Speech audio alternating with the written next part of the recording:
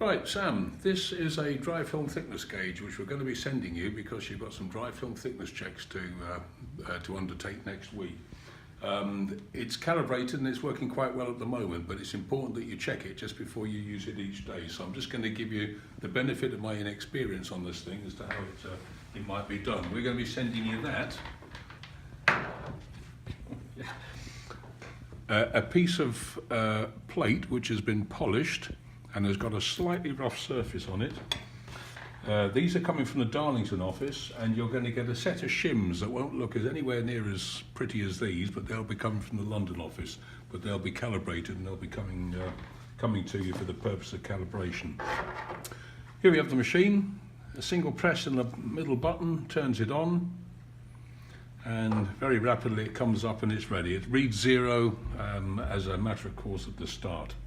I would add that it turns off automatically after about 3 minutes. I haven't found an off button otherwise. Probe, you put onto the plate a few times and it will give you a reading which you can see is not 0. And the reason it's not 0 is because the plate is not super smooth. It's actually been brushed, and what we're reading is the actual profile on the plate. So you can see it's overreading there above 0 by about 10 microns, shall we say. Each of these shims has got written on it a thickness, and I don't know if you can read that on there, but this one says 50.8 microns. I know it'll go about that close, I think. Now, because we're reading about 10 on there, and I put this on here, we should be seeing about 60 microns on here when I put the probe on it. Hope you can see that. 56, 56, 58, 56. For all practical purposes, that is perfectly accurate. I would say that when we tried this earlier on, we were getting nearer 5 microns on this. Not too sure why it's crept up. But we don't satisfy ourselves with 1, we use about 3 in this particular case, and the most important one to calibrate on is the one that's closest to the thickness that you're going to be checking. Now, we don't know what that is yet, but I'm guessing it'll be about 300 microns. This says 125 microns, so we're going to be looking at here a thickness of about 130 to 135. So 128 is ballpark, 130, 130, 128, 128 again. Again, for all practical purposes, that is reading perfectly well. There's no adjustments to be made to the machine or correction factor. This one, which you probably can't read, is 243 microns. So if we add our, say, 5 microns to that, we're looking at 248 on this, and it's coming up pretty much accurately on the 248, 250. Again, that's working perfectly well. Lastly, this one is 514 plus 5, we're looking at 519 roughly, 522, 526. So for all practical purposes, this machine is already calibrated and working perfectly well, but it's important to check it just before you go out onto the job. Okay, now this is where my utter inexperience comes in, because if you look at the screen on this, you can record each of these manually if you wanted to, but the machine will do it for you. And I'm going to put my glasses on because I can't read it even at that size. If I press the middle button there, and I press it again because that's not quite what I was looking for.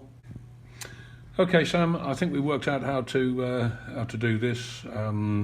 It'll all be the instruction in the instruction book, which is there, and that'll be coming with it. But just from the benefit of my inexperience again, you've done the calibration, as it were. We've worked out that the thing is working okay.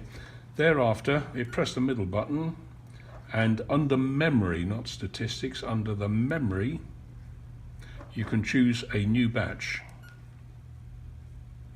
Brings us back to that screen again, but now you've got some statistical bits and pieces going on here.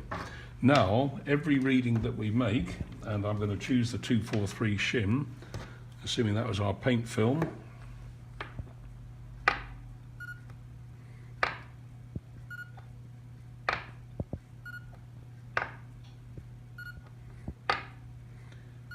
So on a particular item, you might do 12 readings, for example, in a particular area, and it's common to do them in a local area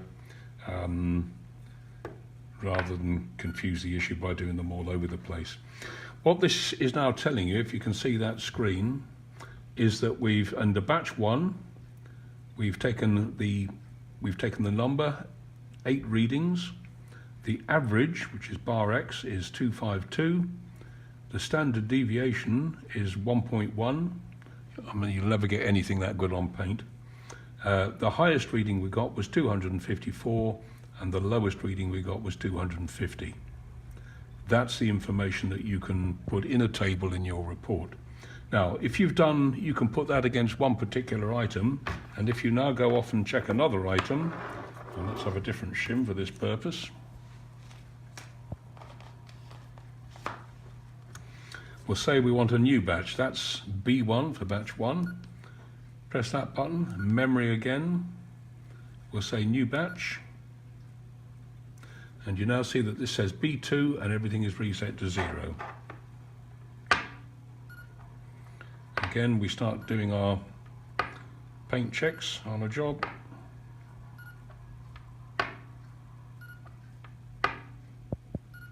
That'll do. So we've done 6 readings. The average now is 518.7. Standard deviation 2.4. Highest reading was 522, and the lowest reading was 516. So that again would be in your in a table in the report. And instead of B2, you would say what item that was you were checking.